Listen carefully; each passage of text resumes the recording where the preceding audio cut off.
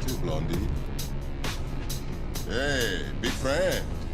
You better watch out for the crocodiles. Crocodiles? It's not New York underground crawling with crocodiles. Oh no, I'm from Texas. So many games do something shocking and weird out of nowhere. It doesn't fit, and it's purely there to shock you. Wolfenstein 2: The New Colossus earns these moments. Wolfenstein isn't shocking just for the sake of gratuitous violence, but an attempt to tell an amazing, personal story. I never thought I would care so much about the dude that was introduced as a portrait in the bottom of the screen of the original Wolfenstein game. The best thing that Wolfenstein 2 does is tell a story. It's really fatalistic and hopeful at the same time.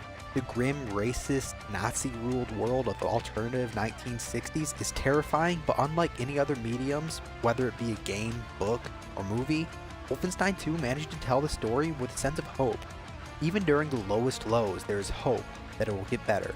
And that's a sentiment that is very rare nowadays in the era of dark storytelling. There's a continuity to this game that hasn't ever really existed in the Wolfenstein series. The game starts literally right where the first one ended, and continues the story of BJ Blazkowicz and the Resistance. This time, they travel back to America and finally plant their flag in open rebellion against the Nazi regime that has taken over the US. Throughout the campaign, you'll get to see the culture of Nazi-ruled America as you travel across the country and recruit more members to your resistance. You'll go places like Roswell, New Mexico, New Orleans, and New York City. The main villain, Frau Irene Engel, is crazy and sadistic.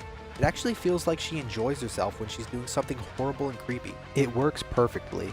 I can't say much more than that though without getting into major spoilers. In a game with a story that's so great, it's a shame that on consoles, the aiming and shooting just doesn't feel right.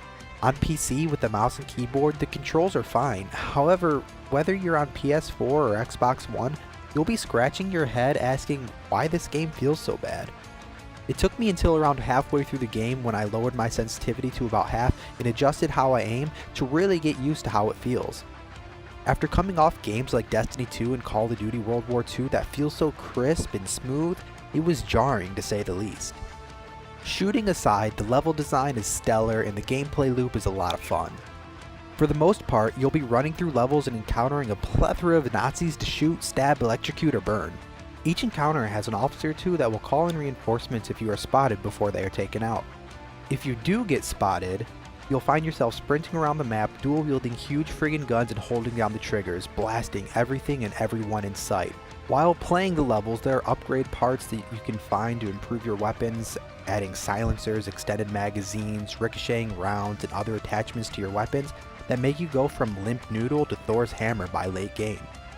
You'll also receive passive upgrades to skills by completing challenges and milestones. Getting so many kills doing this will give you a bonus to that, and collecting a certain amount of that will give you this. It made me feel like I was always progressing and getting more powerful, though none of the skills were really game breaking at all. There are around 250-ish collectibles in this game, so if you're into that, it adds a whole new layer to the game. The collectibles include concept art, news articles that will fill you in on what's been happening in this alternative 1960s, and other fun things to collect. In between levels, you go back to your submarine that acts as the Rebels HQ and hub area, where you can walk around talking to various NPCs and getting little tidbits of story through these conversations. You'll meet all new characters and watch the characters you already do know interact with each other. It serves as a nice change of pace and gets you some breathing room between killing Nazis. Wolfenstein 2: The New Colossus is an amazing game with an awe-inspiring, hopeful story and a fun gameplay loop. The shooting mechanics feel kinda bad, but after halfway through the game, you get used to them. Wolfenstein 2: The New Colossus is my favorite single-player first-person shooter of the year. Don't act like you know things you can't possibly know!